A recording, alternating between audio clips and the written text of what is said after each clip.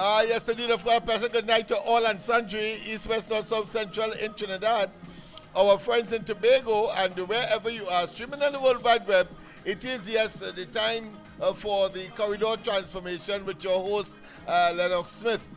Again, of course, by way of program adjustments, well, I want to say that next week, Monday, has been confirmed for the start of the kids hour, or put another way, Joshua's program. Of course, he's putting together his team, so we'll see some young people from this part of the country engaging, of course, in what young people would do. Whether it be games, whether it be their home lessons, etc., etc. But we'll more focus on the academic aspect of it, because God knows we need more academia, more persons who will be qualified for, let's say, high-level jobs, and, of course, proper paying jobs, so that they can get out of the economic and the social morass that over time, I ain't blaming anybody, but of course common sense will tell you that the problems with young people in terms of their violence, in terms of gang warfare, in terms of borderline issue is a very recent phenomenon. And it may well be the falling or the falling down of the family institution, the church, the school, the police, law enforcement, even, of course, the prison system and the courts. Because these are institutions of social control. But there's another dimension to that in order to treat with, of course, the problem that we are now facing with our young people. And that is the price we are prepared to pay in order to generate the remedy, the amelioration, the adjustments that are required for peace, security, and prosperity. Because prosperity cannot, as we have seen with the implementation of these SOEs, prosperity cannot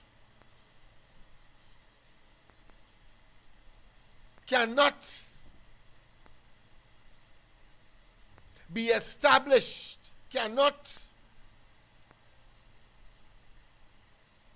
engage, cannot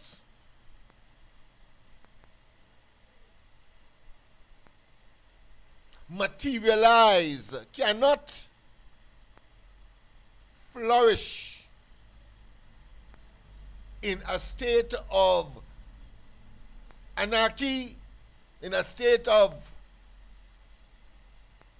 crime and criminality, in a state of physical hostility, in a state of labor unrest, in a state of persons wanting more than their fair share unmeritoriously, and it cannot exist in the vacuum of what? Of lack of knowledge, education, vision, commitment, and dedication.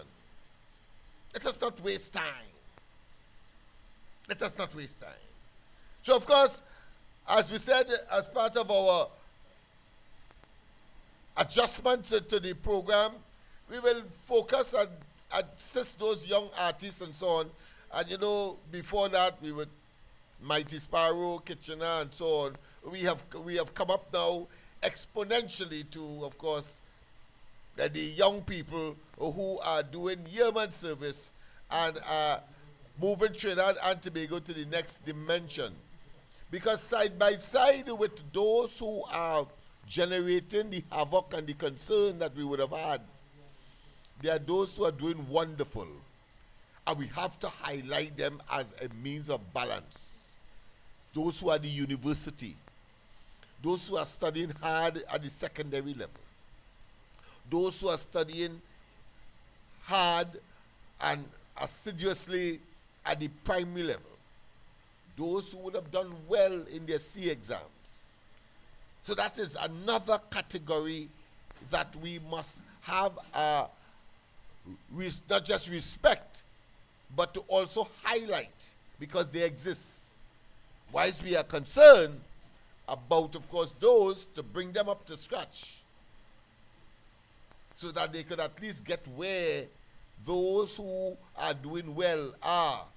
So we have a well-rounded society, well-rounded family, well-rounded neighborhood, a well-rounded Trinidad and Tobago. So what's the price that must be paid for peace, security, and prosperity? What's the price? And that is the topic I would want to focus on tonight. Because you see, there is something the sociologists will call social and psychological capital. Social and psychological capital. Capital, of course, referring to money, the application of fiscal and other resources towards a particular cause or deed or action. And I want to say that the social and psychological capital I refer to is the price, is the cost that the society must pay to generate the peace, the security, and the prosperity that all of us aspire to achieve in Trinidad and Tobago. Very important. But of course, let's get back, of course, to the music. I think, of course, it's very jumpy, very enticing. So let's hear this artist. He's what? D Ninja. Yeah, D Ninja. I think that is what he's called. But listen, I think it is jumpy, it is relevant, and of course, it is conducive to what we want to project on this program.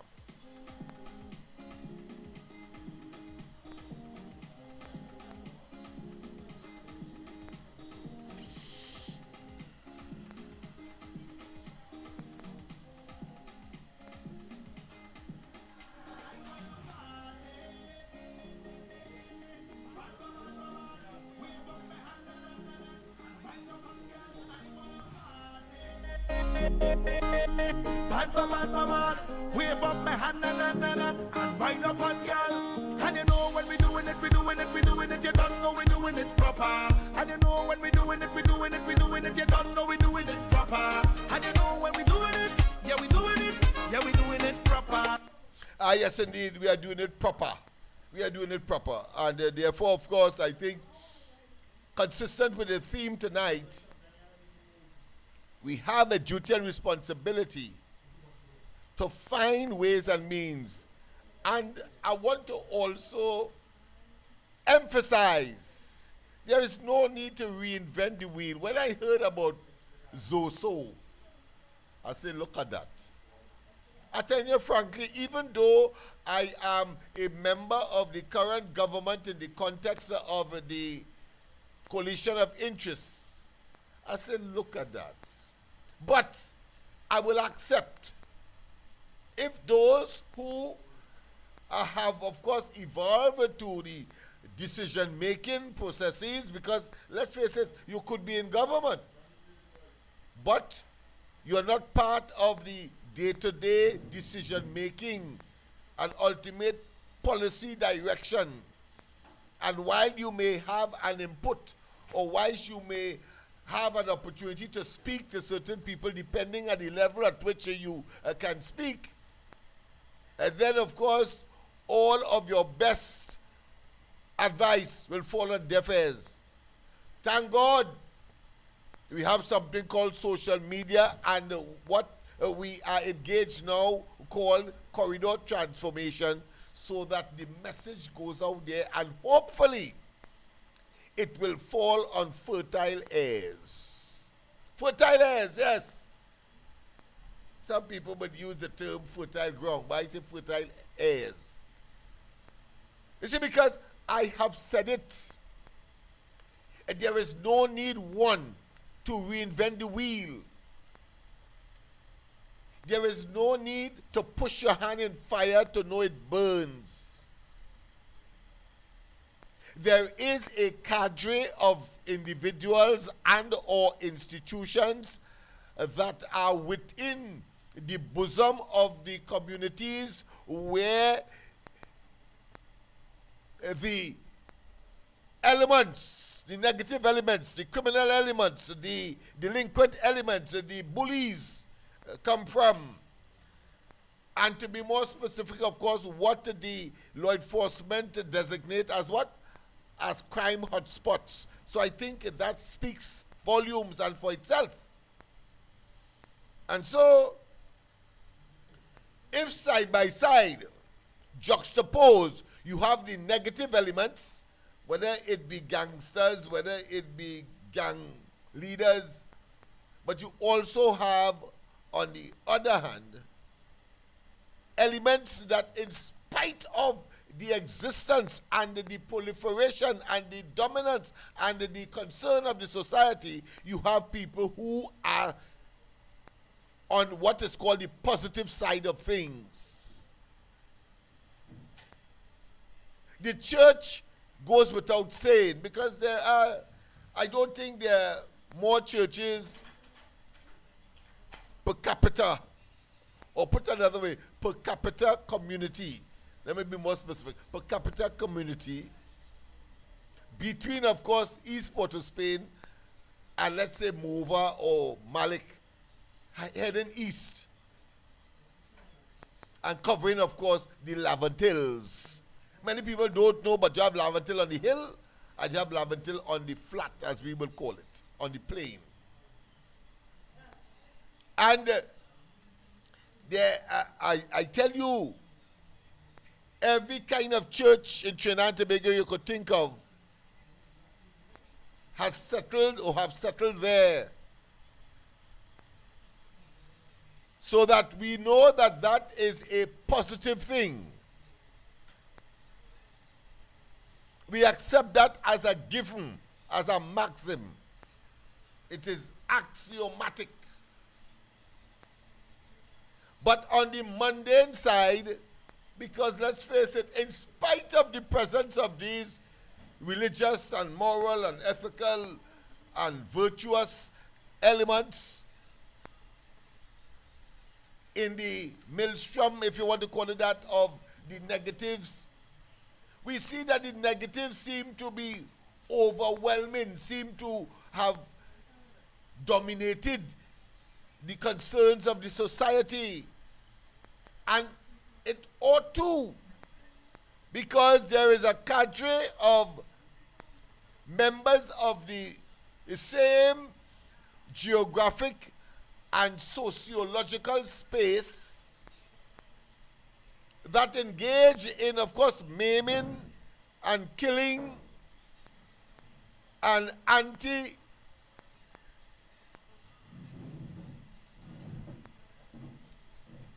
sense and anti-sociability activities. In other words, engage in crime and criminality and the gravitation thereto. In fact, we created back in 1984 an organization called the Mova Laventil Improvement Organization to address those very problems that these young people we saw at the time were engaging in.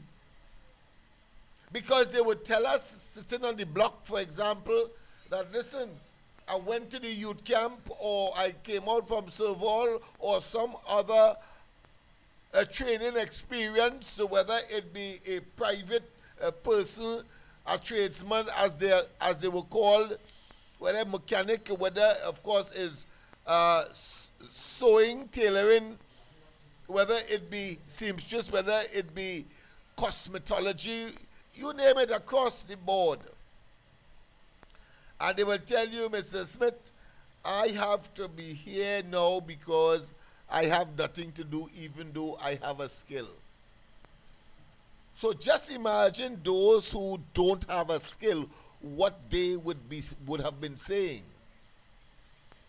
And if we are to fast forward to today, we have over 13,000, I'm being conservative here, 13,000 young persons who leave the secondary school annually and meet the 13,000 that left last year around July, and the July before that, and the July before that, and the July before that, and the July before that. So no wonder if by and large these young people do not have a handle on themselves or do not have exposure to what is right and what is positive, as we have seen the role of the church and the school and the police or law enforcement will have of necessity because of their nature to play and to impact on these young people. Because we have to accept the fact that where did we go wrong? Why is it that we have this unprecedented amount of murders, unprecedented amount of gang warfare, young people engaging, of course, in violent acts, heinous, and of course, what we consider to be very minuscule when I was growing up, or very novel, or very scarce or sparse. Things like murders. When you hear murder in Laventille, it's everybody from the entire geographic space coming out to find out, well, what is that? Because it was so rare. So it becomes a kind of rare occasion. And of course, it will attract a lot of sympathy, interest, etc. Today, people are numb to murders.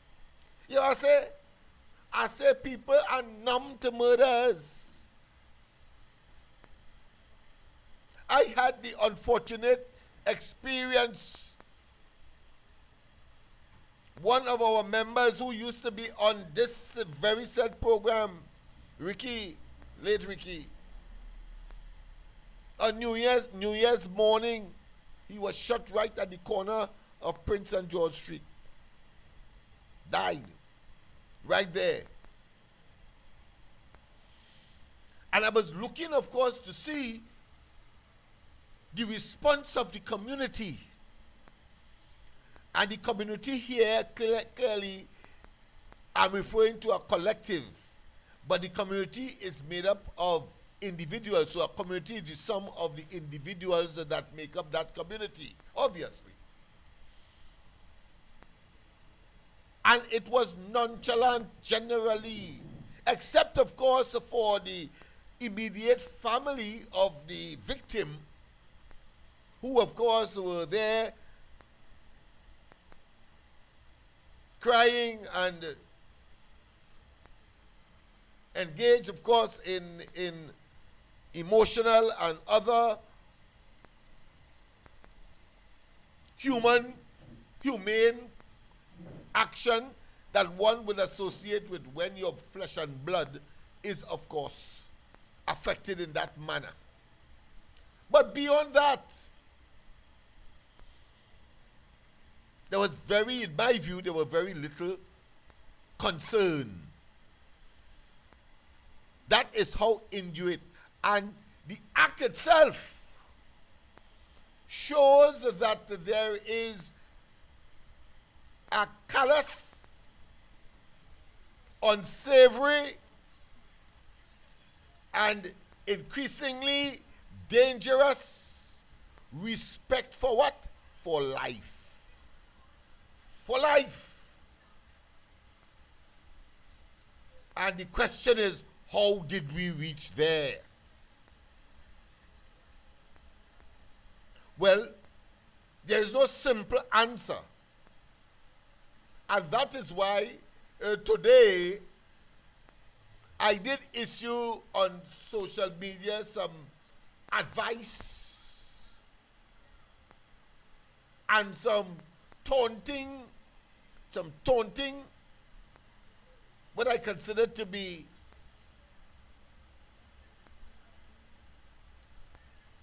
issues or sentences. Taunting.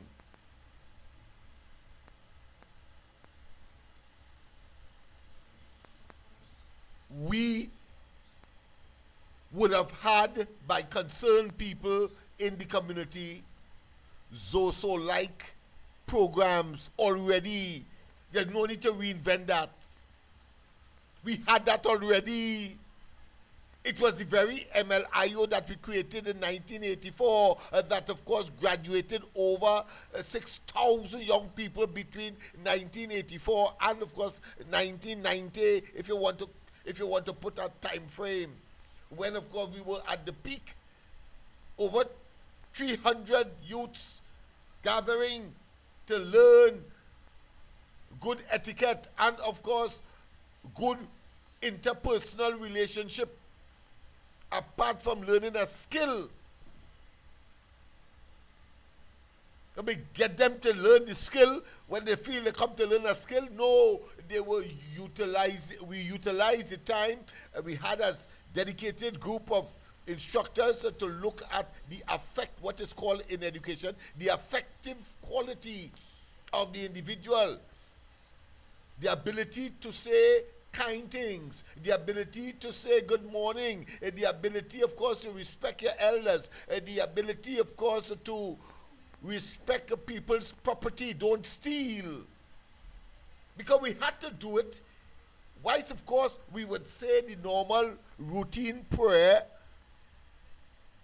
but we are dealing, of course, in a mundane or materialistic environment where, of course, Carnival, Christmas, and so on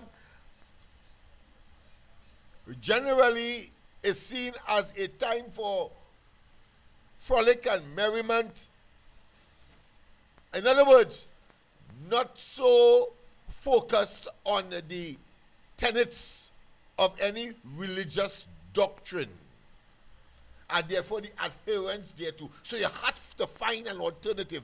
I am not talking about atheists or agnostics, no. An agnostic, of course, is one that believes that there is a God, but, of course, does not worship.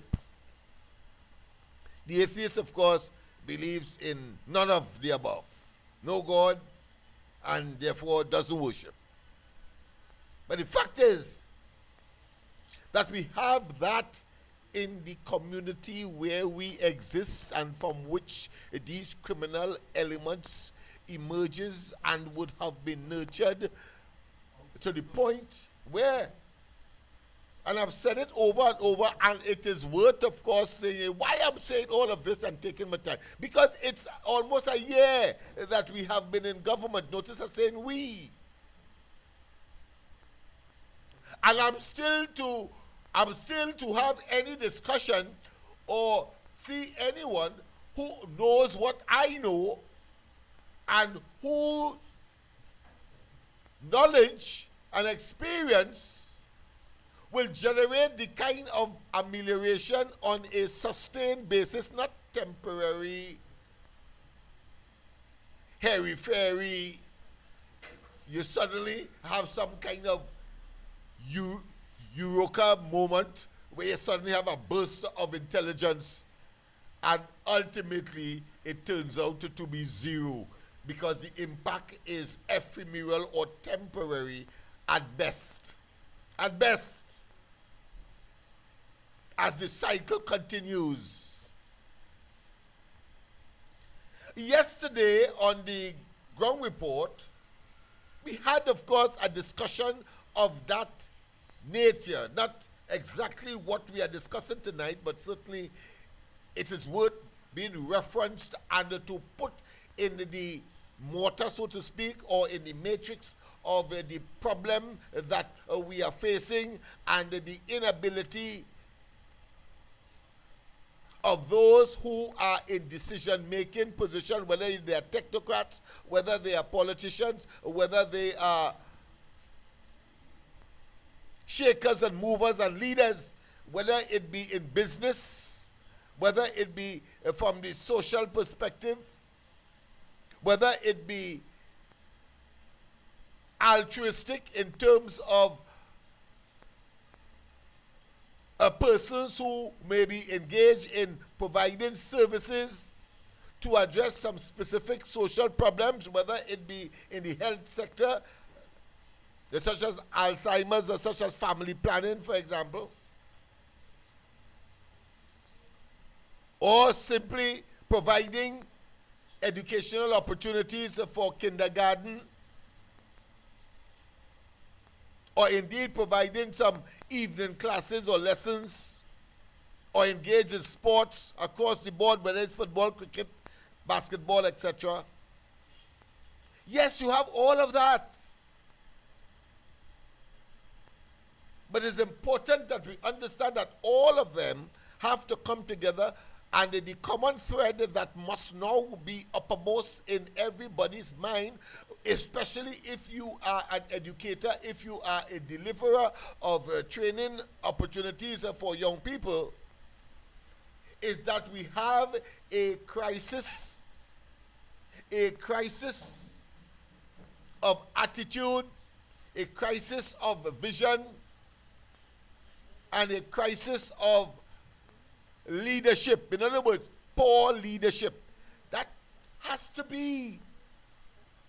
Because how come we in Laventille saw the problem back in 1984 and developed an institution, and I can tell you, I can give you some stories you wouldn't believe came out of the very Laventille that we have been, of course, extremely concerned about in terms of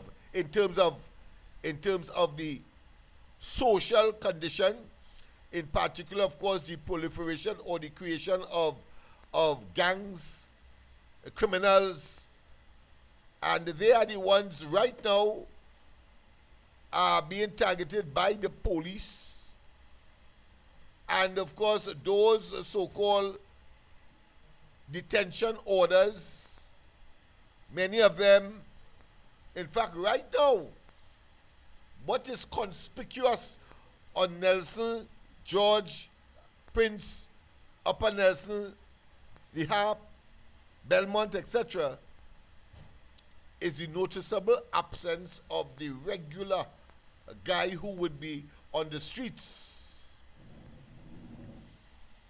linemen. Because at one time, when we were engaged, of course, in the preparation for the appropriate programs to be implemented to address the burgeoning social and economic problems of the area, a typical thing I would ask people to do, take a taxi from on the Greens. There's a taxi stand for the Hill on Nelson Street, the corner of Nelson and Prince Streets. Sometimes you get it on Duke Street. But the fact is, take a taxi, and that taxi will wind its way through the hills of Laventille, and if you have the ability, you could pay the car to take you straight over to Mova. It will deposit itself or deposit you in what is called Chinapoo. So Laventille Road winds its way up the hill, then on the plateau, and then of course down the hill, and you end up of course in Mova. Chinapoo could be considered to be the beginning of the Mova leg of the journey. And then of course when you go further, you end up by the Roman Catholic Church, that roundabout, well not a roundabout, but that corner there. And then of course you can go to other parts of Mova, and then of course end up as far as Malik, which would be maybe 3 or 4 kilometers away. But the fact of the matter is that journey from around at a time when you expect that people will be at work. So you take a vehicle at around 8:30 and you wind your way, you will see on every block young people liming, what we call liming. That must tell a story. That must tell a story. Some may say it cannot be that they don't have anything to do. And the argument is that they must have something to do. But the fact is they are there. How do you deal with that? Sorry about that, caller. Call back. Sorry about that. I was a bit slow. But they are there. A person like myself who wants to make, of course, intervention to find to conclude that these people should be like everybody else, every ambitious person, be at work and not on the block. And your job place or your place of work, it should take you outside, normally outside. So you pay passage as everybody else and outside. Of course, there are some jobs that will have you remain inside of the community. We will deal with all of those. A pleasant good night. Welcome to the corridor. A pleasant good night to you, Uncle Lennox, and all in sundry, east, west, north, and south. Yes, man. Listeners, I only hope all you listening with the right side of all the ears, you know. Spin to the left and let all the right ears come to the telly. Because Uncle Lennox, right? Sorry to disturb you. It's only a nuisance like me will disturb you in the middle of your conversation. But I know you always have something credible and, of course, important to share, so I always give way at the same time. So I accept that as a reality. Go ahead. So if I have nothing important tonight, what do you tell me? No. Anytime you interrupt, it means that there's something important. So it goes without saying. Thank you. Yes. Listeners only hear Uncle Lennox like to put rock on the tree. And he sharply chainsaw, you know. But Uncle Lennox, I will start quick and get to the point tonight. Because you know why? I want for more callers to call in, right? And indulge the callers tonight on your conversation. I crave the indulgence tonight. Interaction on this matter. You remember Christmas got the 25th of December one end? Yes. But we are talking about that Christmas. I'm talking about that Christmas. Who came in August? I hear you. An individual in this case who happen to have the appellation or the name Christmas. Go ahead, yeah. Right. So you remember that gentleman, right? Yes, I remember him very distinctly. I mean, he made waves in Trinidad and Tobago. And I still do, I think still do, because I don't think the matter has been completed. But go ahead. Right. He's a YouTuber, a blogger for those, so let's refresh the memory. Yeah, from Canada. Right. Yeah. So he came to Trinidad and he wanted to interview the fellas and them who don't only hear names calling and numbers calling and all sorts of things. So he took it upon himself and he went to the villages, just as you said, take a drive. He went to the areas. He met with the young people who occupy and live in those areas. You know who was in government at the time when he went to those people and they were stigmatized? Is the PNM, Keith Rowley, Marvin Gonzalez, Camille Robinson Regis, NLRP, Avery Brown, Ashera Brown, India. When he put out his blog and he showed that the fellas and them, the youths and them, cried out for exactly what you say, employment, work opportunity, they're willing to work, give them the chance, make it available for them. They said that within the little HGC thing, there's how contractors get them a little higher for us to go be registered contract, the one that they work. You know what the PNM do instead?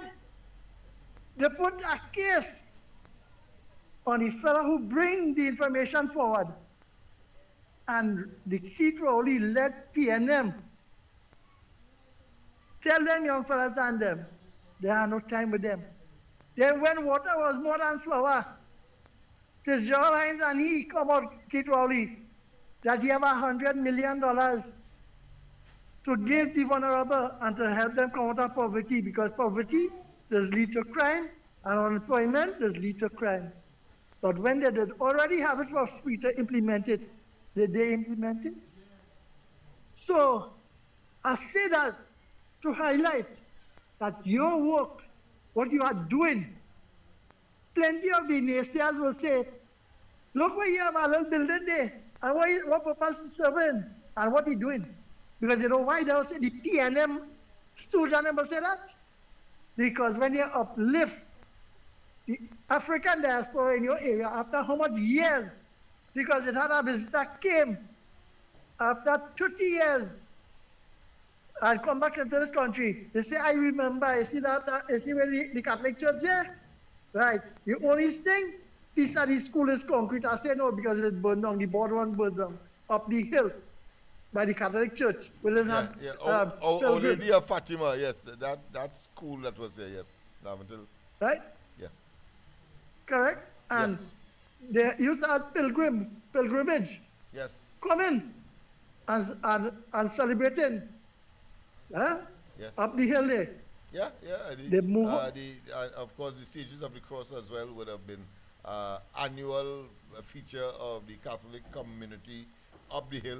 No longer is that possible, and is risk because it is simply risky. But go ahead, I understand. I'll just make that intervention for those who may or may not be aware. Yeah, so it's an interaction. It's not a one-side conversation like the PNM. We interacting because it puts in a point across that how you fighting to give them the upliftment and look at the things they had in their hand. And it was taken away by politicians, at the PNM, That fort up on the hill up there, you know how much money that could generate for ecotourism and visitors to come up the hill there? Because just imagine, picture this. They built outside of the little park under the tree where the fellas and this lime and thing. They built a little one or two little shed. And everybody in the village up there, they make their little local cuisine, the little sweet bread, the little crab and kalalu, the little pilau, and have the little boot selling. And tourists could be encouraged up the hill and see the ancient fort and the panoramic view, and enjoy the place and have a spin-off. The PNM create hate against the people alive until, and deprive them of true wealth. But don't worry, India is on record saying that the PNM, the downfall is losing touch with the grassroots and the people on the ground who just vote for them. And now the blah blind, because the United National Congress, led by our esteemed political leader, the most honorable, Ms. Kamala Prasad Bisesa SC, is for the ground. And they say when she starts to recover from human capital, human development, the individual, right? By stabilizing the economy and trying to throw out a little lifeline easy. And tonight, the Honorable Finance Minister is in Washington. And I want to push this now to see, let people hear and know that the interview he had with the media, but at base with the IMF, and see what the policies is for the people, and not for the financiers, family, and friends. So Foster, Cummins, and Camille, and Marvin, and Faris, and security, right? TSA is for the family to get revenue and to get excusal. It says for the people to create jobs, right? To put them back to work. And he talking in the interview, right? So if you could talk that on an interview, and he reach the committee stage now, and they're going inside and they're talking in closed door. What did you talk about? I'm sure he wouldn't be talking about that how much rental you'll get. And a water treatment, wastewater treatment from 3 million to 33 million. He wouldn't talk about that, right? It's for the people. So, Uncle Lennox, it's time we talk about buy local. Just imagine the trade minister launch a program in this country, and because of the P&M, gaslighting and smoke screen is not promoting. So where local people could get into the business of providing products for the companies what making local and manufacturing local goods for export. You know? We have some people trying to get in there, so we have to wrap up. Go ahead. Hello? All right, okay, so he has given way.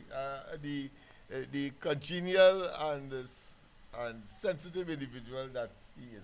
So, caller, what I'll do, I'll disconnect the phone and call back.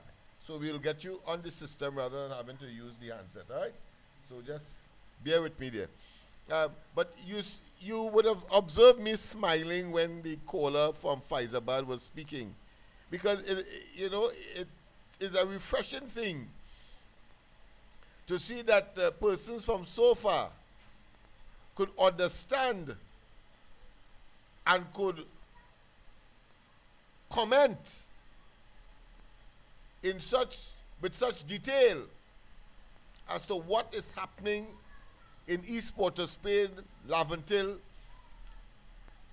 and surrounding communities, Beetham, Sealets, etc., as to not just the causative agents of the criminal,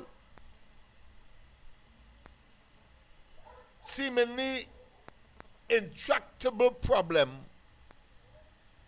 and of course the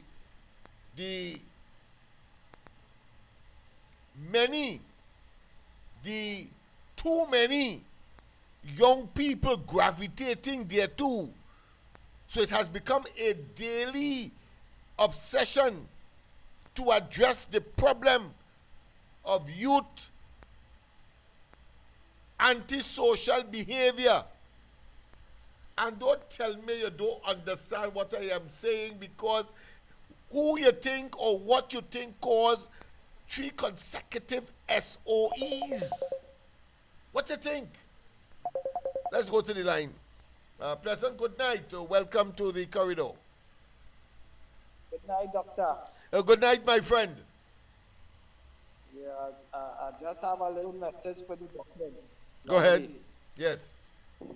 Yeah, he wants to be the only rooster in the yard. You understand? So, what I have to tell him is, in a bigger pit for a man, fall in it. And the P&M will fall in it with him because them was encouraging him. Because they're damn well wicked. You understand? The only person was to oppress the man on the ground. Because if I ain't going to only laws the past, but the past, the real laws, to oppress us. So, and thank God for like you. Thank you. Guys, have a blessed night, brother. Thank you very much. Thank you very much. Yeah. So I was making the point, a man from Faizabad, deep south, it's clear, it's an effort. You had to put out time. You had to put out, not just time, but you have to acquire information. And it may well be a cost if it means that you have to give up some or maybe of your work time, or not going to work, or your recreational time, for example, in order to study. Because I see it in that context. Because very rare, you hear people from the far-flung parts of Trinidad and Tobago will talk in such details.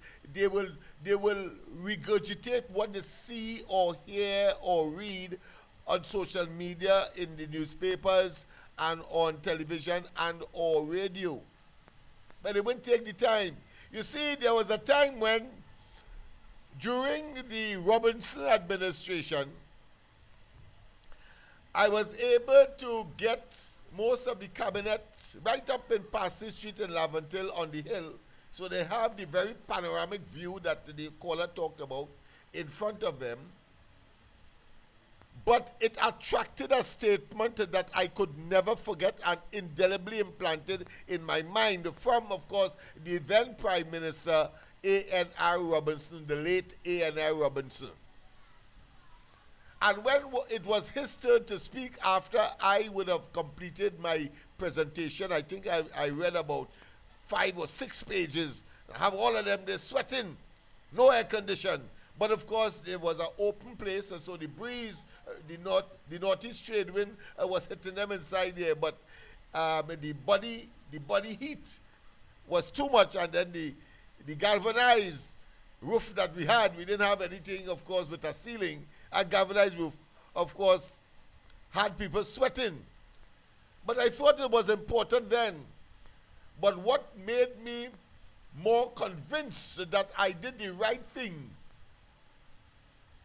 is when Robinson stood up and said, Mr. Smith, I agree with you. And while he may have used it, of course, for a personal, what I consider to be spat with the media, politicians will do those things. I understand that. But it was significant for us in Laventille when Robinson said, Mr. Smith, I could tell you about the disparaging press. Because my statement was how it is that people who do not belong to Laventille, Beetham, Sealats, and so on, I'm talking about when I'm talking about Laventille,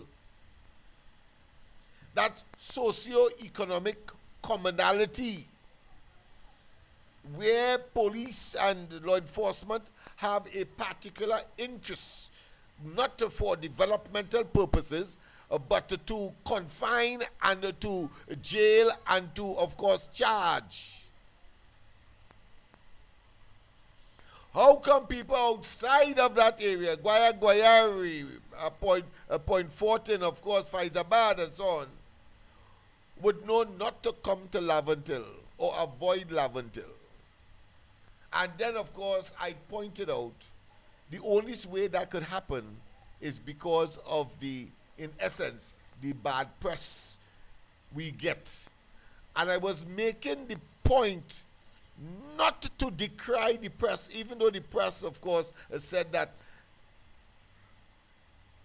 The Express in particular said afterwards, well, you know, they assisted MLIU and so on, and therefore me, and they find it very disconcerting that I would make such a statement. But they didn't understand what I meant.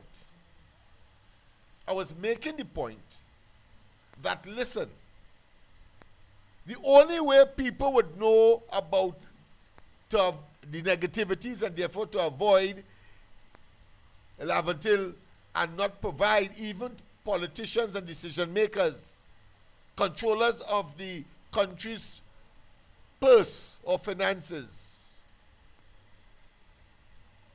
It's because of the media. And it's still the case. But I made the point in the context that, listen, we have very positive things as the one that was being excised at the time. A trade school, training young people who could have otherwise gravitated and be part and parcel of the criminal and gang elements. Where is the regular and counter media coverage? Why is that not happening? That is what I was talking about, you know. But of course, Robinson punks on it because he was getting some flack from the media as well, and he decided, of course, to use that as to piggyback on his own agenda. Nothing wrong with that, because it created, of course, some media, what I consider to be interest and frenzy, of course, and they give me some what I consider to be written tongue lashing, because I raised the issue in my address. But as I said, where are all the positives that should at least balance, if not overwhelm, if not outstrip, if not out-interest the negatives? Where? It is said that bad news sell, sensationalism sell. Well, why you cannot sensationalize, of course, the young man who made it to some club in some foreign land, or the woman who, on her own volition, decides to set up a kindergarten school, or the coach that goes to the Mova Savannah on a regular basis and try to produce athletes, and in the process would, of course, get them to go to greener pastures, all of that. A pleasant good night. Welcome to the corridor. Yes, Dr. Lennox Smith. Yes, man. How are you tonight? Thank you. Yeah, I was very glad that you played that tape last night on Caricom. I want to deal with the elephant in the room tonight. Right? I want to deal with the elephant in the room tonight, which is the fiasco in Caricom here. Yes, go ahead. Yes, no problem. Right. Now, you played that tape. I couldn't really pick up on it until you play it over again. Where the chairperson of Caricom called a series of names of various leaders of Caricom. Recent, yes, that was the Secretary General.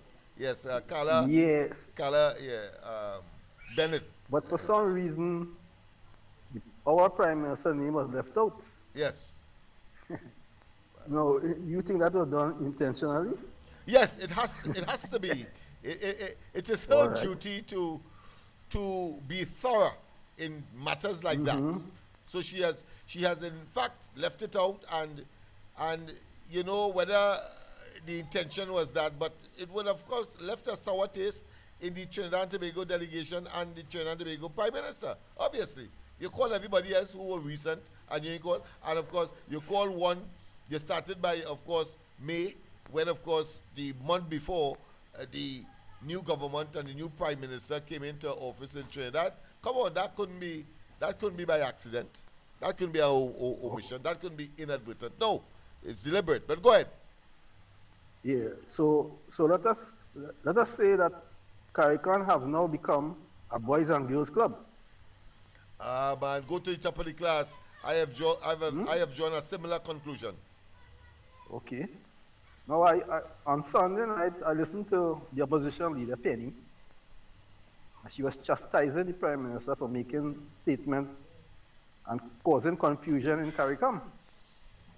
Right? Yes. So, as far as I could remember, when our Prime Minister was opposition leader, she wrote the Caricom Secretary General about the possible abduction of one of our citizens, Brent Thomas. Am I correct in that? So true. Yes. She said, and she said it at her inaugural speech at the 50th session, general session of Caricom in St. Kitts recently. Yeah, I mean, that's the exercise. Go ahead. No, when she became Prime Minister, she pursued the matter. Yes. Right? And as far as I can recall, she hasn't got any answers yet. That's right. So yes, I am to assume that Caricom is protecting someone. because remember, a Caricom plane was used to bring back Mr. Thomas back to Trinidad. Yes, one of the security planes, yeah. Yes. Aircrafts, yeah. And remember I told you, when I remember that particular episode, the former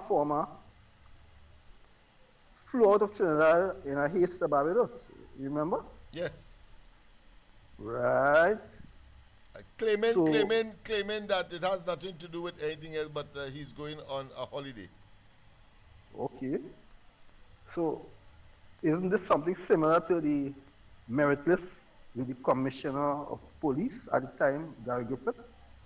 Because he seemed to put he's using some kind of his authority on everything to get a unfair advantage. So Caricom, I think what I believe, maybe you could correct me. I believe that Mia Motley, she was sucked into this because the police, our Trinidad police said that Mr. Brent Thomas is a man of interest. So I think she chewed more than she could bear, right? Yeah. So she have no choice now but to stand up and defend the former. Yeah, defend the indefensible. Yeah, all of them.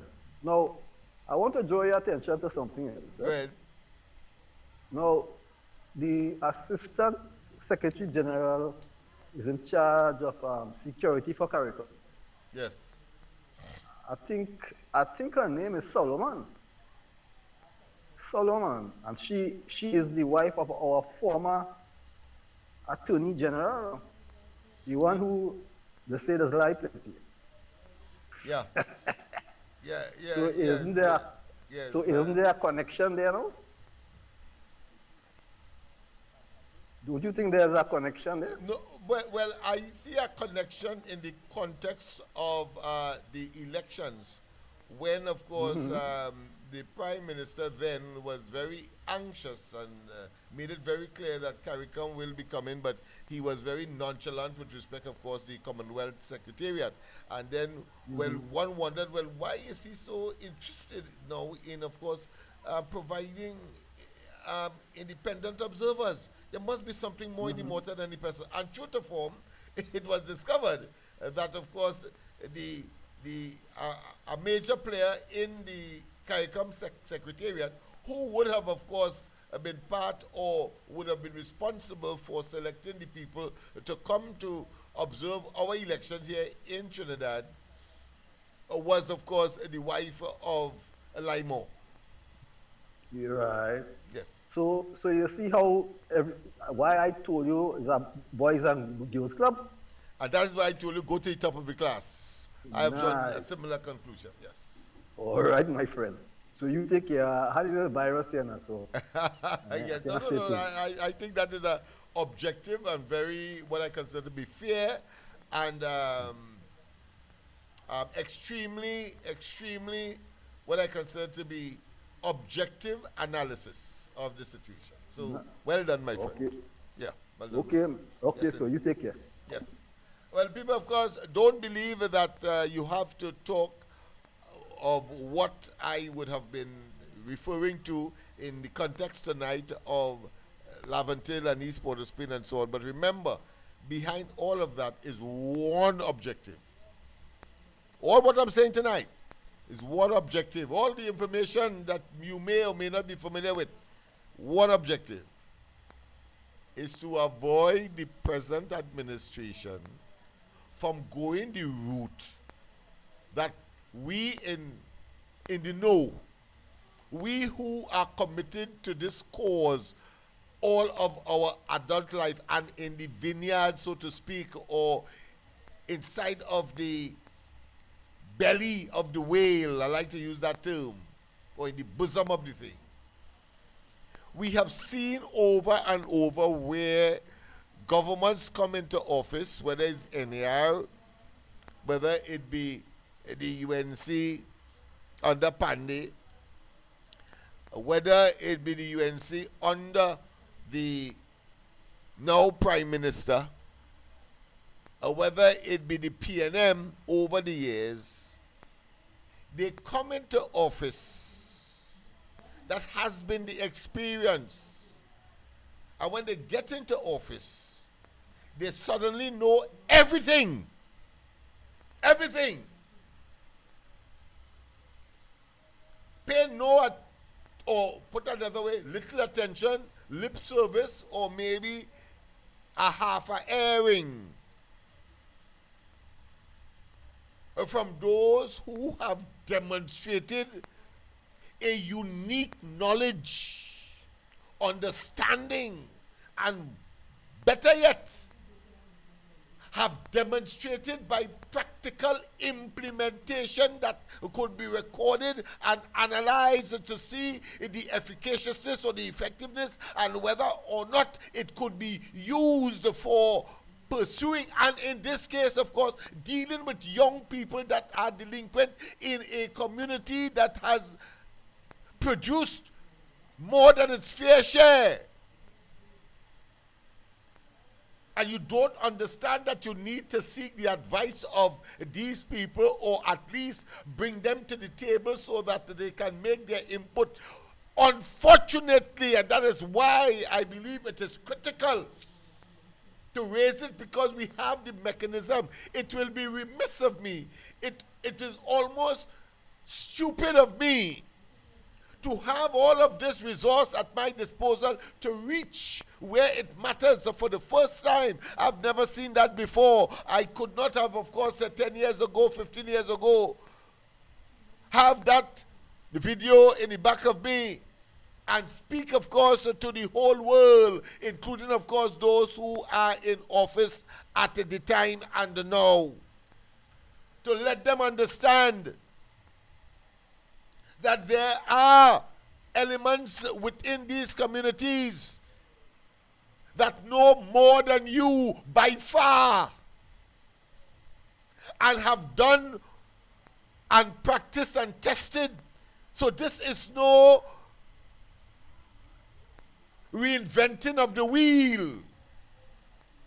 And suddenly, when they get into office across the board, across the historical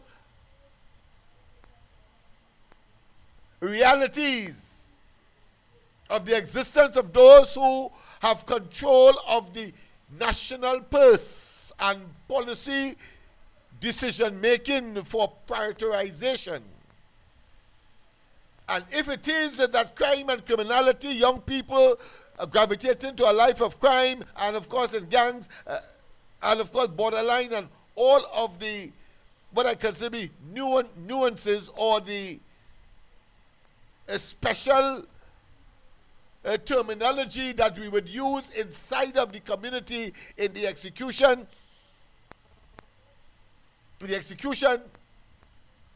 of that kind of behavior, then common sense will tell you that you have to deal with those persons. But more than that, the present administration is so blessed and to a tremendous advantage, because there is an element for the first time have decided to go beyond community activism and get right inside of where it matters, where the air is rare and the water is pristine,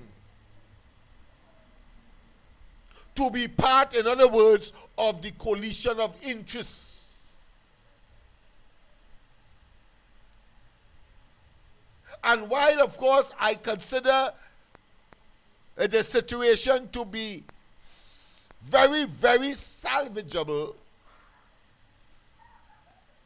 it must not take over a year. That is why I am talking so tonight. Must not take over a year to bring into the mainstream persons who have been there, policies and programs and institutions and initiatives that have worked And it works because not only are these people part and parcel of the community and therefore the institution, but common sense will tell you that it is upon the community sustainable solution to the crime and criminality and the proliferation and the nurturing and those who find it or find themselves gravitating to, whether of course they are influenced by peer pressure, by of course cultural phenomenon that cause people to gravitate for one reason or another. The fact is that there are people who have done yeoman service in looking for fame, but looking to ameliorate and to make their contribution towards, of course, addressing this burgeoning problem called young people crime, gang warfare, and of course addressing all of the associated issues that have created today several back-to-back SOEs. So it is not by accident I am saying that Azoso always existed for the last, 2 decades, or 2 or 3 decades, since 1984. We developed our own Zoso. We didn't even know about Zoso then. Jamaica didn't even have a Zoso then. But we understood our problem, and we decided to solve it. A pleasant good night to welcome to the corridor. Hello, good night. Good night. Yeah. This is San Fernando here. Yes, San Fernando, go ahead. I was just asking myself the question, and then you answered for yourself, what happened to the amount of documents that they had proposed on this subject of unemployment and youth in Laventille? Remember you had that document that you was Man, we have documents upon documents. It's 1,000 pages of reports, analysis, project implemented, project evaluated, all of that. And it was sent in the right place. But I can tell you this. I sent the same documents with adjustment as time goes on to Dr. Rowley when he became Prime Minister in 2015. And I also sent one when they had come to the end of their term in 2020. And watch me, I never got a response because he has a personal beef with me. So therefore, anything coming out of which Lennox Smith is associated with, he has a personal vendetta. And I saw something in Parliament at the time, I think at a Joint Select Committee exercise, or one of the Finance Committee's exercise, where of course a name came up, MLIU, I believe, of Mova Laventille, and he jumped up. He jumped up one time. He said, is he? So I know he was referring, of course, to MLIU or Mova, and then he said, and then the people, whosoever it is, responded by saying, listen, no, it's not that organization. And then he said, oh. So if it was the organization that I created and associated with, he would have vehemently opposed. But since it doesn't matter what the track record is, he is going to support that because it is not something associated with Lennox Smith. You want to kill the messenger and leave, of course, the panacea and the initiative that will benefit him as a politician and as a party and as a government, and at the same time the community. Go ahead, my friend. Well, I want to ask you this, sir. You don't think more of what I should say, how to put it across for it, more of something is needed just besides you, more people to lecture to the kids, that kind of stuff. No, I mean, one person trying, okay, and you tried over the years, right? And well, I see you in myself as well, because I also tried or even before they had the YTEP program. And I remember going out with Avi and Kato one day and trying to get people, to understand that, teach them economics, teach them how to do things, teach them, I'm talking, plenty of these people some of these people were from prison who was learning in the early, before the YTEP program was started. And then when it gets started now, when that program, that was just the beginning. It was like a beginning to something even bigger. And it mushroomed out. You understand what I'm saying? Yeah. So I think what is happening here too, over the years, I'm still kind of learning, because right now, okay, the trade minister had written a book, and I read the book. Very well written. But then I'm also reading another one here on trade and the poor. And what I'm seeing inside of this book here is things of international trading and organizations, alternative trade, what we should do to in the communities to help people. So it's ongoing, and it's a lot of hard work that we really have to do to get it going. How to get the politicians and the other people to understand this is an issue that has been going on for years. Well, I think you have answered the question that you asked, that you posed to me about, of course, my individual efforts. But I can tell you that this could not have been an individual effort. I can't train over 6,000 youths by myself. That's not waste time. And you have answered it from the example that you raised with respect to that book. Because in spite of that book, the problem that we are now addressing and are faced with continues to exist. It has not brought any panacea.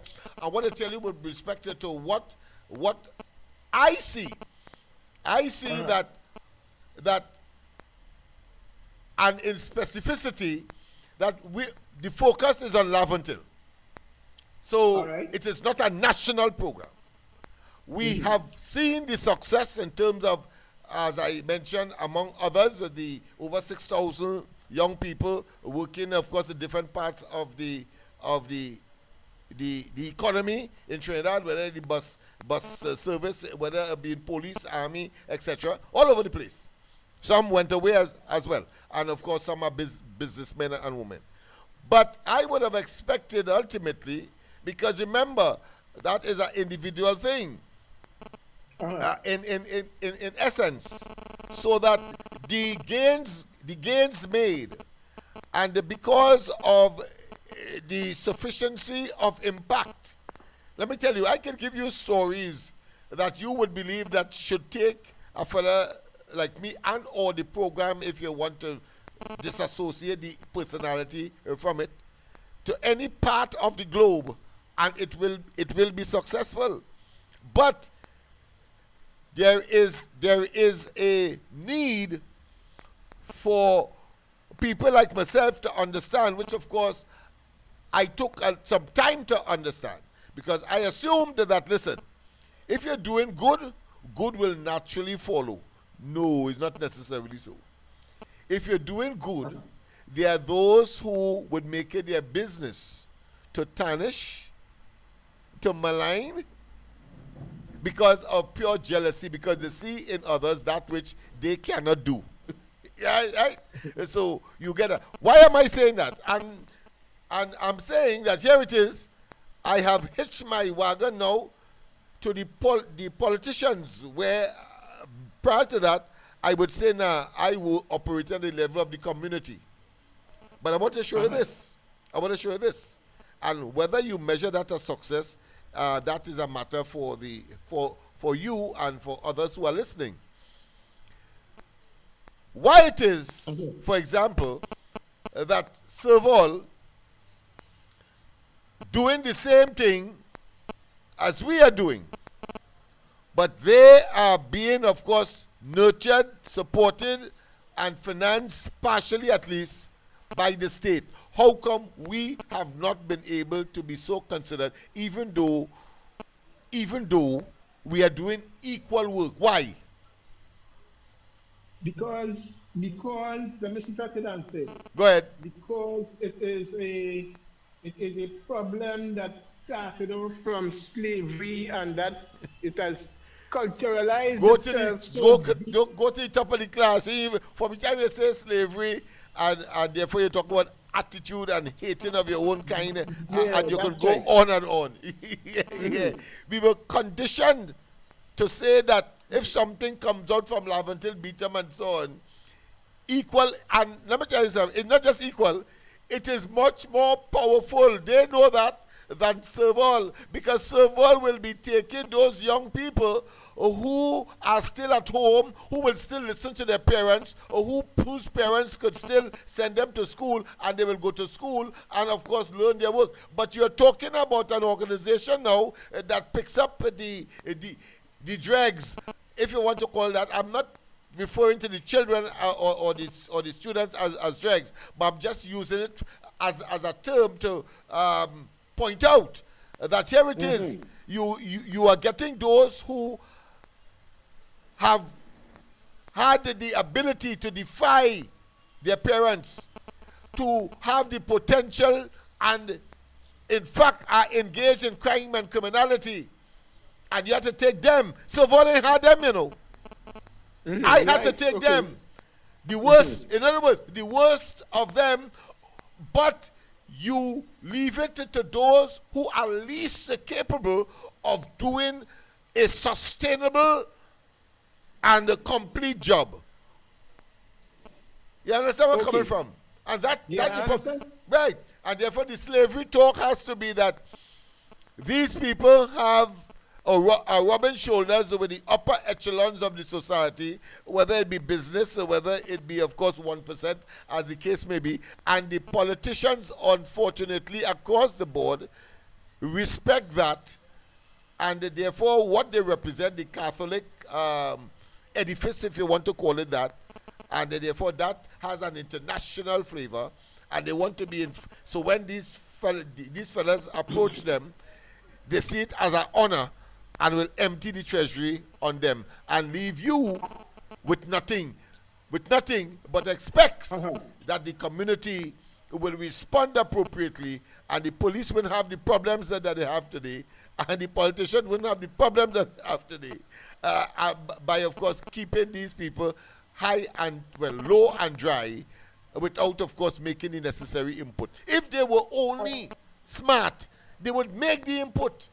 And that is why I had to gravitate to the next level in order to. But when I see a year and what was actually proposed, you see people suddenly get brain and they have some vocational thing in Tonopuna and somewhere else and so on, and utilizing state resources, something that they totally know nothing about, because you can't take 6 persons and transform them. No, this is a massive program that has to be undertaken by resources of the state, because remember, it's 13,000 of them will be coming out of school permanently in July, on top of the 13,000 that came out last July, and the July before, and the July before, and the July before. Understand, we have a mammoth task.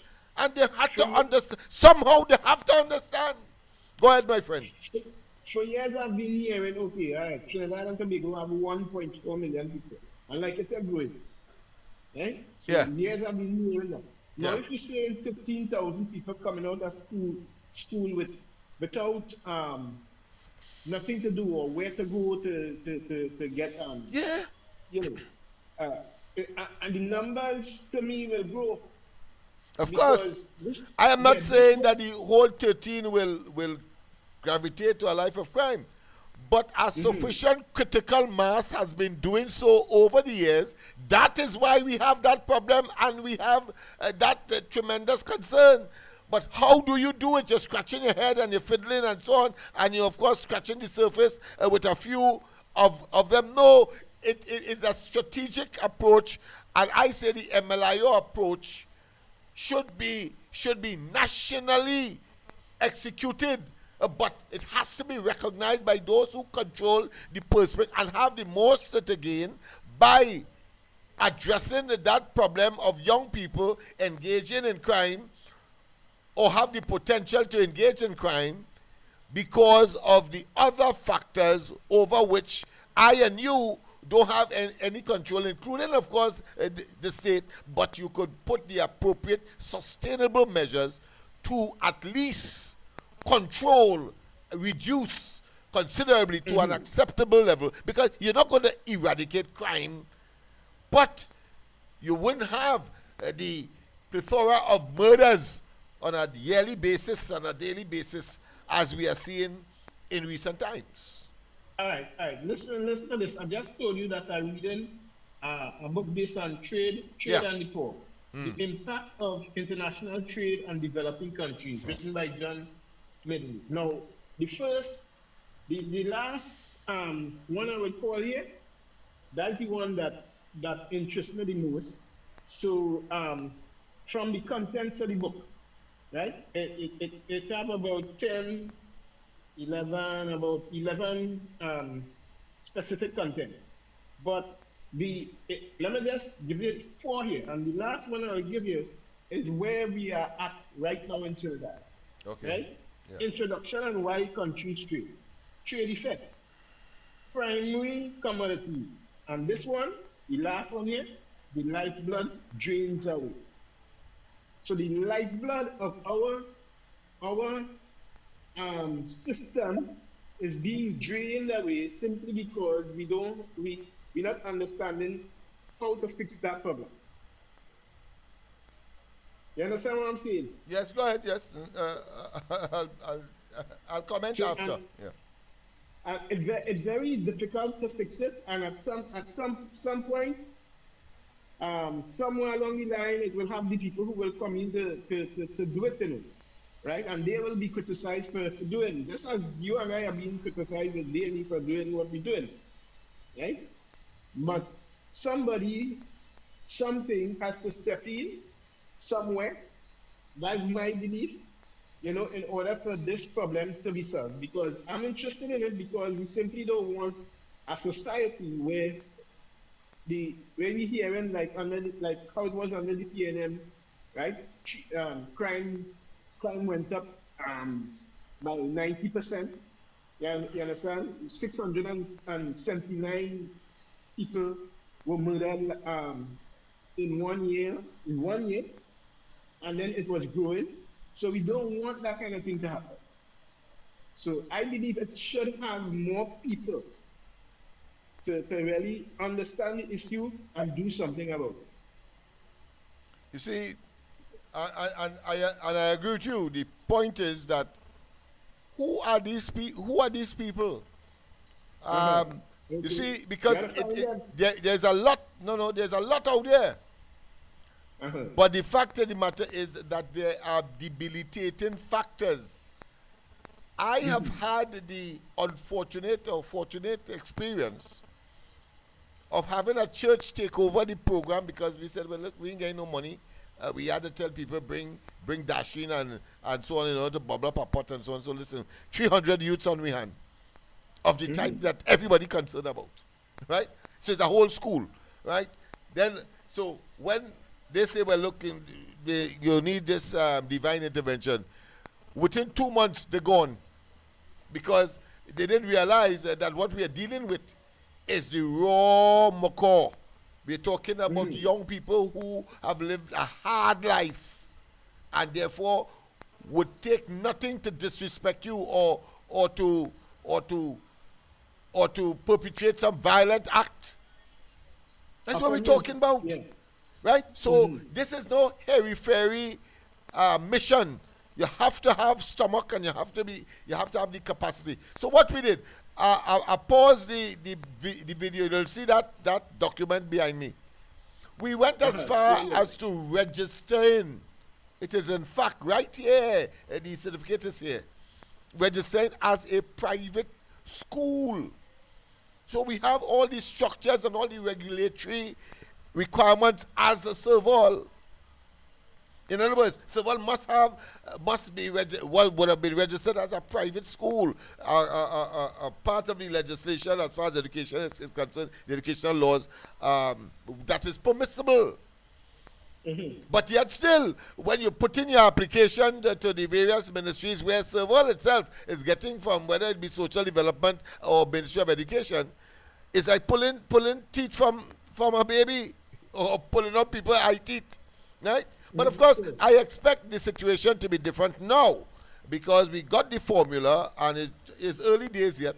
But why I am holding this particular session is to show that it is a year and 2 years will come, and then of course 3 years will come. And if it is like the NAR, we do not get a handle on these various issues by people who are loyal to the core. So there is no diversion.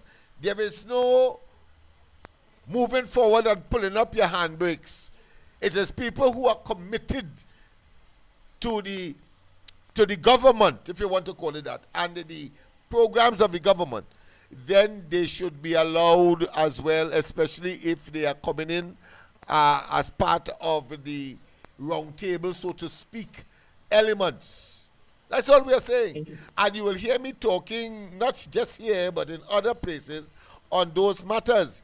It's not to decry the government, but to get them alerted that there are resources available that have not yet been touched that will and can address the burgeoning and the almost intractable problem of youth delinquency from communities such as these, particularly along the East-West Corridor, Deep South, Gun Hill, etc., and of course parts of San Fernando. I'm sure they are all over. But you need a national program. A national program to do. Yeah, you need a national program with that kind of philosophical underpinning and the practical experience. Watch me.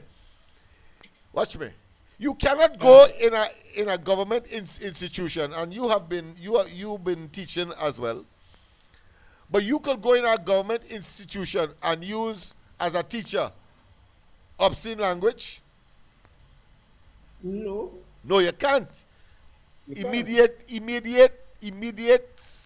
sanction for you. Immediate fine. But listen to a story here now.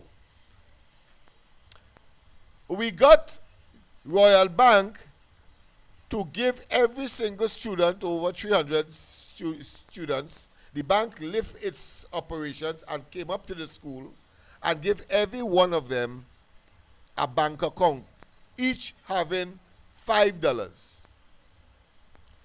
One student, we don't know up to today who that student was, but the bank officials called me and said, Mr. Smith, look at this. And it marked all over it, FU, FU, FU. You understand what I'm saying? So, of course, it was embarrassing to me, but not surprising. So the officials of the bank was very kind. They said, well, listen, Mr. Smith, I understand what happened here. Right? So I don't know if they really understood what's happening there. But I understood that, of course, the person couldn't fill out the form. They're so frustrated, they decide, of course, to generate a mischief and mark FU. At least they could spell that on the form, at least. Right? All right. So, if I was in the government system, I could not next morning go in front of the entire assembly of 300 young people, boys and girls, teenagers. I'm talking about young adults, they in the late teens, 16, 17, and so on. And I stood up in front of the entire class on a podium, of course, because we had a sort of ramp that the teachers could, talk to the entire assembly. And I said, without saying anything else, F you, the raw words. I said once. Well, they couldn't believe it's die while say. So I say it again. And then I say it again. F you. Well, they start to agitate now. They say, but how this man could come? This man just cost me just so. And they start, well, I know my limit now. So before they beat me, I say, listen. And I pull the form. I say, listen, this is how this person felt. You see, just as how you are feeling there, this person felt. Now, I use it as an object lesson, obviously, to say this, that if it is you know that you couldn't follow the form is obvious, then you have your friend, you have one of the teachers, you have the bankers who would have been able to assist you. So don't do that. And of course, even if I had known who it was impossible for me to know, but if I had known who it was, I would not have pointed out that person at all, because the lesson would have been lost. And people would have wanted exact punishment and so to a particular individual. I wanted them to know that the world does not work like that. You cannot jump off because you're having a challenge or a difficulty. No, you have to adapt and adjust. That was the lesson that morning. And you know, not a parent came. Why? Because the student understood the objective lesson that I would have taught. But in a formal government public school environment, you can't say that. I would have been fired or taken to prison or something one time. You see? But it's the kind of youth we are dealing with who are prepared to do those kinds of things. We have had instances where fellas come into school and hiding the gun in some root, some tree, and then take it up afterwards and go back home. But by the time they would have completed the first 3 months of the program, which of course was that effective part, that saying, don't put your hand where it can't reach. And of course, in addition to that, we were able to get the Ministry of Social Development to make certain that these children get some kind of welfare support, public assistance. So that was specific to keep the parents interested in their charges or their children at school, because we know the danger that we are toying with. We knew that. And in spite of all of that, we were able to, of course, be so successful that, I mean, it is unimaginable. It is the best kept secret that I think no longer must be kept a secret. In fact, I want to tell you that when after the 1990 coup, I got the Weldon class and one or two other classes that would have been relevant for the project. And every business from Mova Junction to the flyover in Port of Spain, we went in there and we weld shut and we repaired, etc. Every single building that business that was looted, they thanked us. And then we got the opportunity by way of making overtures to the Speaker and the President of the respective houses to clean the Red House. We led that march, so much so that in the Commission of Inquiry, subsequently initiated by Kamala Prasad Bissessa UNC administration, they recommended the only organization outside of all the state agencies, whether it be fire service, the army, the police, etc., that a specially minted medal or award be given to these institutions that did yeoman service in the aftermath of the 1990 coup. And what we did it for, we say that, listen, a substantial amount of our young people were misguided and was part and parcel of that insurrection. And therefore, we have a duty and responsibility as, of course, adults and the persons who have the responsibility to what? To nurture and to guide, to contribute to the reestablishment of our democracy that was so tragically broken with that attempted overthrow of a sitting democratic government. That is what we did. Many people don't know that. Don't know it. So that exists in the community as a record. If you look at the part of the report of the Commission of Inquiry with respect, of course, to awards, you will see MLIO at the bottom of that list.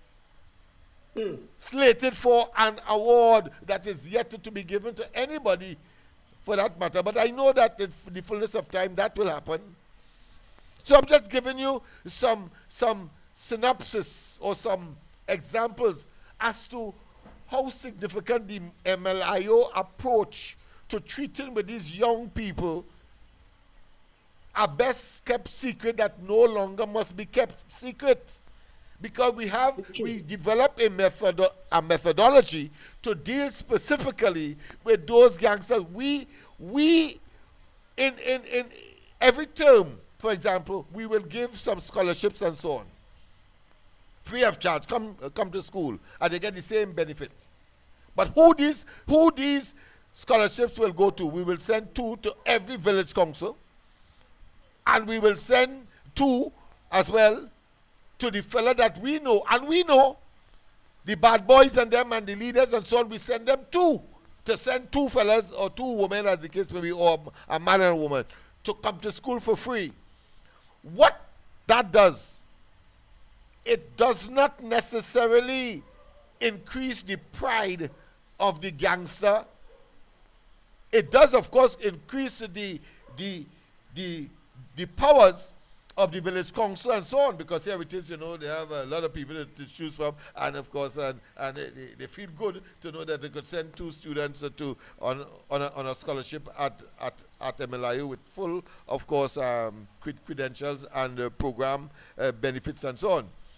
But with respect to the bad boys and them and their leaders, the specific reason when they send those recommendees, they come with their badness. But by the time we finish with them, they themselves become leaders, because that is part and parcel of the program. That nobody must tell you to go and rob some way or to go and kill somebody. No. Somebody. Yeah.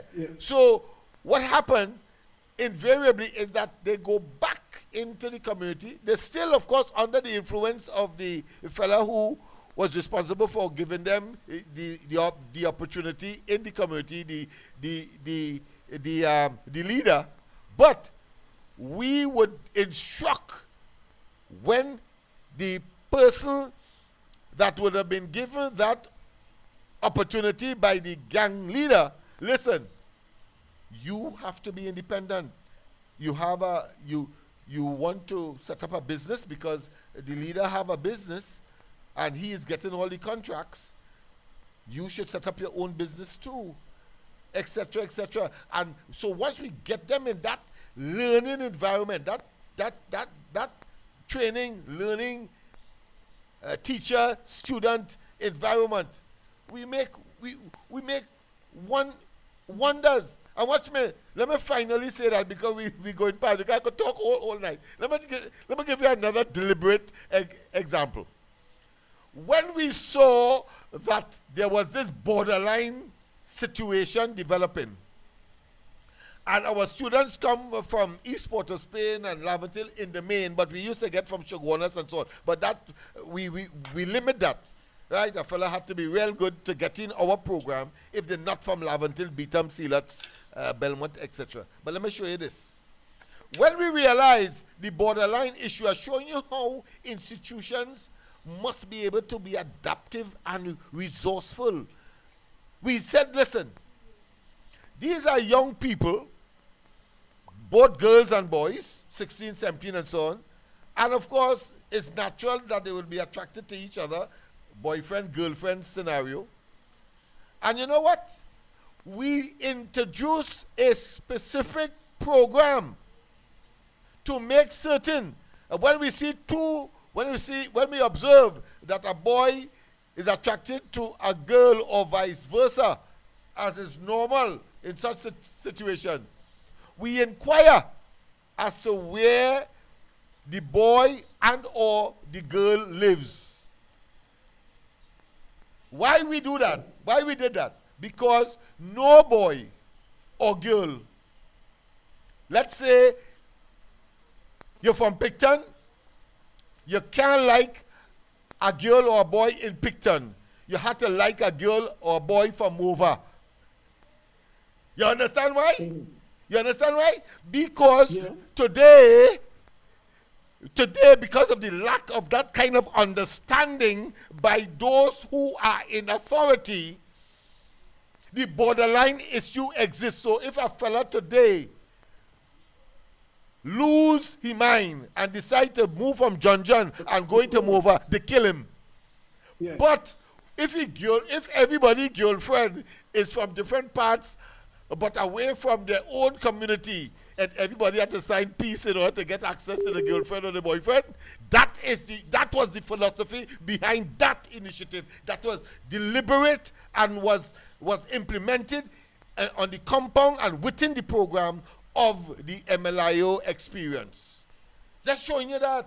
So you understand, I'm not talking by guess here. I'm talking with authority. And those who are listening must understand that you must know your place. And understand that we have been there before you. Long time ago. And know what is required. So imagine if everybody would have come from Laventille and we encourage a fella who is not from a particular area to have a girlfriend in a different area. And you will have less borderline issues, and this one want to kill that one because one from Beatam and the next one from Sealats and so on. We did that. We understood it.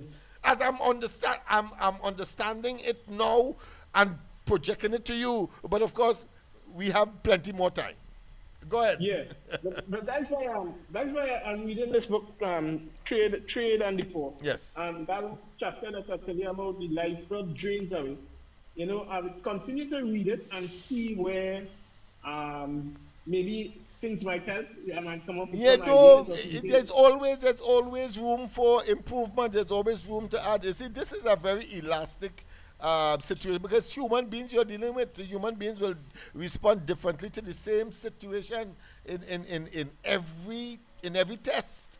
So you have to be able to be flexible, and that is what we're talking about. Man, I could give you the amount of stories I could give you. You will hear about it. You will hear about them. Yeah. Imagine. Let me leave with this one. Imagine you expect the kind of youths we're talking about now. I'm sure you're clear now. Fellas who engage or have the potential to engage in things or can't even enter serve. That is the kind of youth we're dealing with.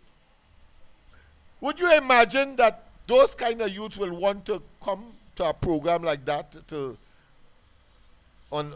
religiously? Do you think normal? Because those are the ones that would leave school early, go on the block. The fella encourage them to sell or to engage or go and do some job for them that, of course, is of a criminal nature.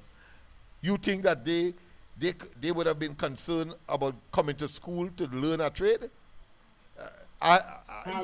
Very that wouldn't be so. That would, you are quite right. Go to the top of the class. Must conclude that as well. As saying that to say this, we had a situation where coming from Port of Spain, because we didn't have our own transport and so on, but had to reach the school at a particular time. They used to come out the maxi and run in Fernandez compound. So on a regular basis, maxi taxi drivers would come and say, Mr. Smith, well, you know, the fellas, they were on my maxi and they pay and so on and so on. So, of course, as a responsible administrator, I had to try to find out who these people are, if they point them out and so on, and administer the appropriate punishment in front of the maxi man, because I had the money to pay for a whole maxi load of students running out of the maxi to come to school. But what was important for me is that here it is. They were prepared to run out a maxi, hop a maxi, run out to come to school. You know what? Better than that, brother. You know what? I mean, that was music to my ears. But of course, I have to, as an administrator, I can't condone that. And what we did, we decided immediately that we had to write PTSC and get one of the refurbished or to be refurbished small buses to develop a shuttle service from Port of Spain to Arima, the farthest point where our students are coming from. But it was music to my ears to see those youths who are least expected to want to come to school, run out of maxi to come to school. And I ain't talking about 1, 2, or 3 or a novelty scenario, you know. It was a regular basis. It was so much so that the maxis started coming for Fernandez compound to complain. So when you get those youths doing that, you have to go beyond. Beyond. I say, but why? You understand? So I get emotional now. So let me let me conclude. Yes. Yes, thanks very much for your intervention. Yeah, and we should have this a little more regularly, so those who are listening will understand the gravity and the difficulty and the challenges, and most importantly, those who are in authority, oh gosh, only focus on people who know now. These hairy-fairy experimental scenarios would not work. In the Laventil context, you have the East Port of Spain Development Company, the only company of its kind in Trinidad and Tobago. You have, of course, the Technology Center, both of which I have been associated with. With respect to the Technology Center, it's I who recommended that be such a facility, not Heinz. We leave Heinz to his women fancy because the Pandey administration went out of office, and I is not the kind of fella to say, listen, because it's my idea, I would not want to see it through manifest itself. I will not want to see it go to fruition. So I left it and I distanced myself. But when it built, of course I had to take necessary credit, because I don't want these parasitic opportunists like Heinz and they to claim something that it didn't work for. I who did that. And I was also the vice chairman of the East Port of Spain Development Company, and I wanted to change the whole ethos. Because you cannot be looking at infrastructural matters as if you are the regional corporations that are right around us. We have Port of Spain, you have, of course, what you're doing, building canals, and you know what I know what my idea was, and if I get the opportunity, will be focused on. There are institutions or organizations inside of these communities doing human service, but they lack the financial capacity to either expand or do work on a sustained basis. I'm not going to advertise. I will, of course, use the intelligence on the ground and know who working and call them. And if it is based on the size of the job, the development monies that the institution is getting, I will give it to them on the condition that they do more and that they spend it and account for it over a period. And of course, we then have a program where you get this year, another group get next year, and so on, but you have a guaranteed source of money that will make your program more efficient, and we massively address the burgeoning, deep, and of course, socially negative issues that are manifested in the conduct and behavior of these young people, the general adult population, and beyond. That's what I will do. That is what I will do. Look at Christopher. Instead of helping the boy, he has a homework center. They take away the homework center. Talking about Rowley and they take it away.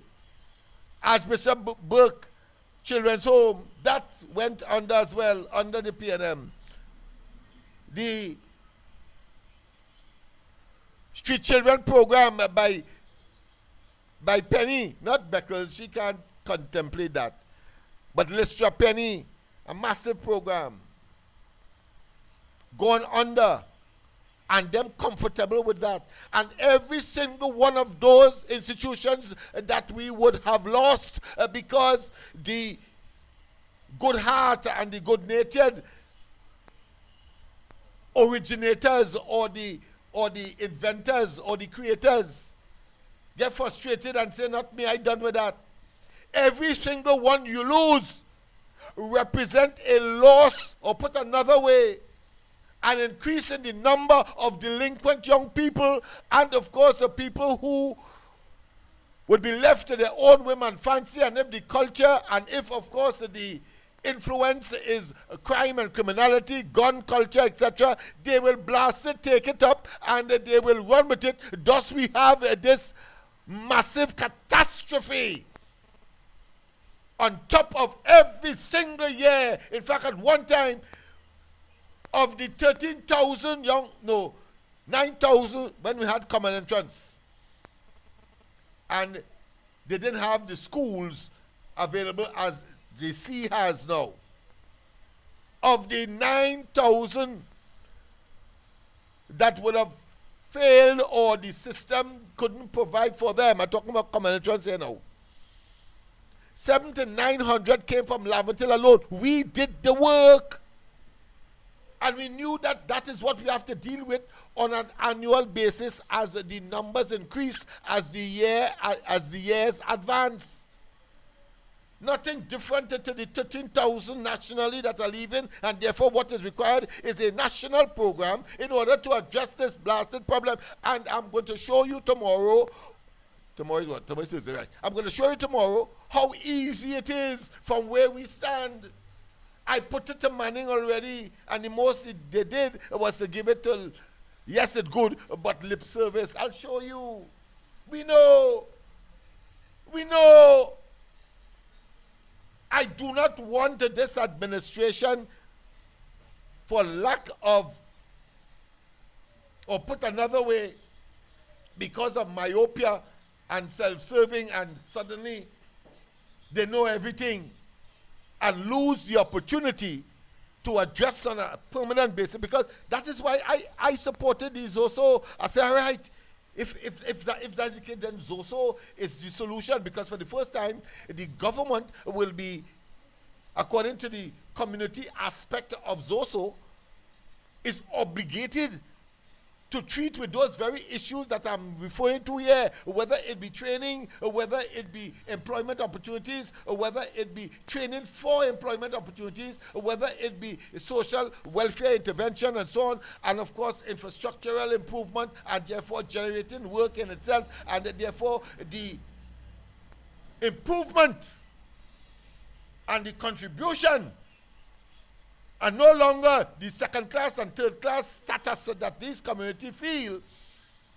And it will be the beginning, of course, of the transformation due to attitudinal change based on a structured and deliberate initiative or initiatives. Have a wonderful rest of the night. God bless. See you, of course, tomorrow morning on the ground report. Andy, Mikey, and myself, as we continue, of course, with these and other issues. But not so much this, because this is a monofocus one that I have taken up from all of my adult life and will continue so to do. Have a wonderful one. God bless. And see you tomorrow morning on the ground report, and of course tomorrow night, it's Thursday night. That's the penultimate night before my, of course, I should say sabbatical, but my destiny with, of course, my favorite water hole, if you want to call it that.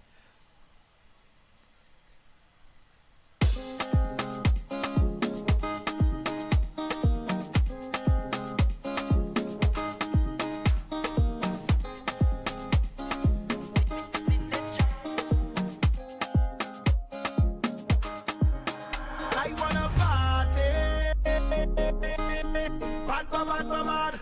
Wave up my hand and wind up on girl. I wanna party. Bad.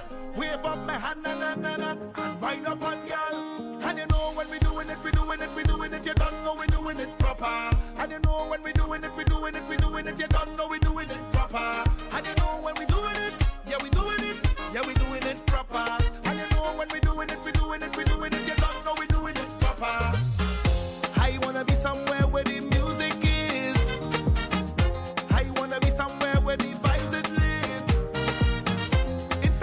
I go